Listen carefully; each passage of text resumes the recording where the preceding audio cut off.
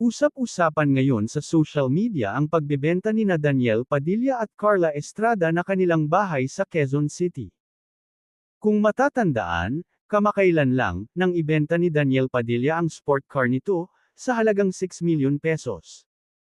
Sa latest episode nga ng Showbiz Update Vlog ni OG Diaz, ay napag-usapan nila ang nakita niyang IG post, kung saan ibinebenta ang naturang bahay ni DJ.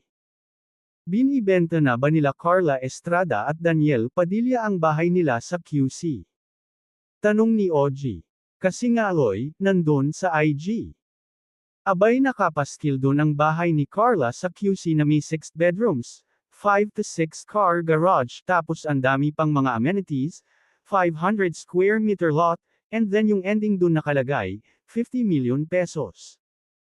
Alam mo swerte sila, kapag nabenta nila yan ng 50M, kasi mayroon tayong tinatawag na prominence, yung history ng property, pagpapatuloy ni OG Diaz. Aniya, paniguradong iisipin ng mga tao kung saan titira ang pamilya ni Carla, at baka naghihirap na ang mga ito. My goodness! Alam nyo, ang importante, may ibebenta. Anong gusto nyo, may ibebenta o gustong magbenta pero walang ibebenta, say ni OG. Ang alam daw niya, nais nang lumipat ni Carla ng tirahan kaya siguro ibinebenta na ang bahay. Ang alam ko kasi parang gusto ni Carla na ibenta na talaga yung bahay, kasi gusto na niyang lumipat sa bandang south, sabi pa ni OG Diaz. Chika ni Brenda, baka raw nais ibenta ang bahay dahil sa dami ng issues ng mga ito sa buhay. Kung yun man ang rason nila, pwede rin naman. Kasi may mga ganoong tao di ba, na kapag sa isang place, ang daming dumating na problema, nagkakaroon sila ng feeling na parang hindi na magaan ang bahay, lahad pa ni OG.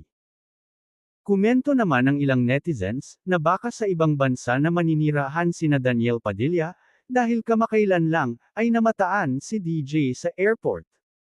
Lilisanin na nila ang Pilipinas, para makaiwas sa gulo at magkaroon ng tahimik na buhay. Samantala, wala pa namang pahayag ang partido ni Carla at Daniel Padilla, hinggil sa isyung ito.